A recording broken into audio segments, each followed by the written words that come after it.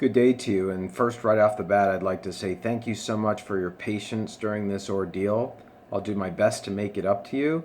I'm going to get right to that in this instructor video, and I want to say that I appreciate all student support throughout this process, those of you that decided to support your faculty. Thank you so much.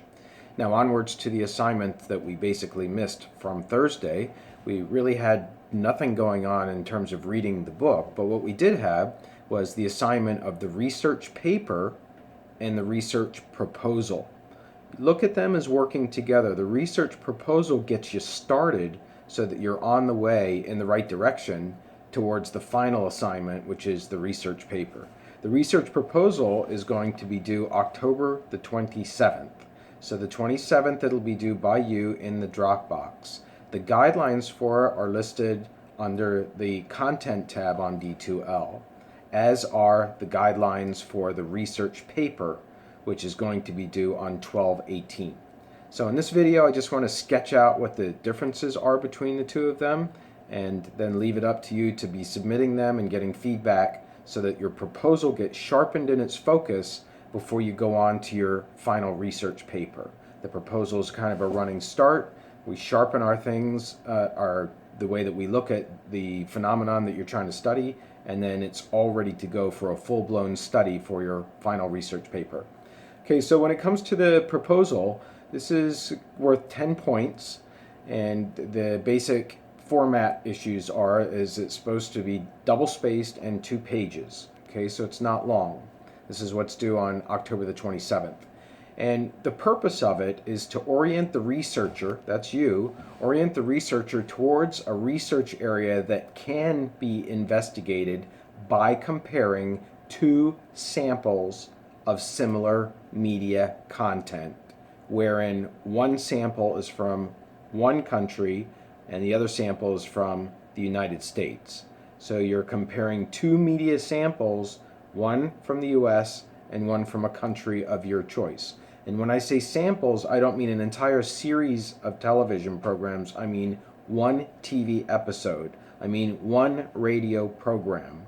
I mean one web page on one particular day. I mean one newspaper front page on one particular day, comparing the newspaper page from the American publication with the one from whatever one you choose, if that's what you're doing from another country. So that's the purpose of this. The research proposal sets the parameters of the study. You can't study everything, right? You have to narrow it. So the research proposal has it narrowed in its focus so that you can actually focus. And here's what you're doing in it. You're basically doing 3 things. There's 3 parts to this research proposal. The first one is the introduction, and that's your opening statement. It's also where you identify your 2 media programs, if they're electronic, or publications, if they're print-based, that you're going to study. It's where you also identify why they are appropriate to compare. Now, you don't have to find 2 exactly fitting ones. Like a lot of people end up doing The Office, the television show. That's the most common paper. And what they think is, oh, it's exactly in the English version, and there's also the one here in the American version, so I can do that.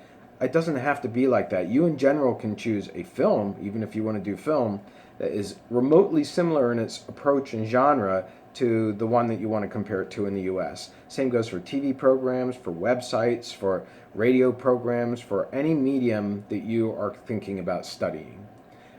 Now, also in the intro, you are identifying the social theme that you're studying. Social theme is a new phrase to you. It's actually made up for this class.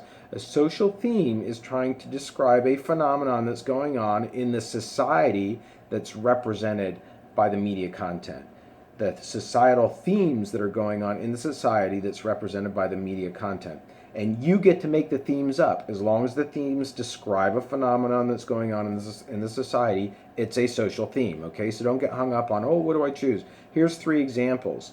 You could be looking, for example, at how men and women are depicted in situation comedies in the household or in the office place, to really tighten that focus up. Or here's another one, how comedy is used by radio hosts to make political statements. Okay, that's something that you could study as well. Or how about this one, how sexuality is depicted as being normal in these two films or these two sitcoms. So you have enough examples there where you can go in your own direction. The social theme is describing a phenomenon that's going on in the society as is represented by the media content. And that wraps up your intro, okay? So then the next thing that you're going to do is you're going to identify 3 sources of literature that you're going to review for this final research paper. You're not having to have already read them for the proposal. You're having only to have found them, okay? So 3 to 5, and that's not copying links from the web, okay? That is putting them in a recognized source citation format. You get to choose it. You can do MLA, you can do APA, you can do Chicago Manual of Style. That's up to you, but as long as you have one that you're following. So that's part 2. You list those sources. And what we're talking about here are not popular press sources like Time Magazine. What we're talking about are journal articles and or books. So if you don't know what journal articles are, consult with me on the side, but most of you will know what those are and what that signifies you have to look for when you're trying to find an article that's going to fit in that category. And then the third part of this research proposal is speculation. And this is where you're just at this point, you're trying to look into the future and think about what differences you might find.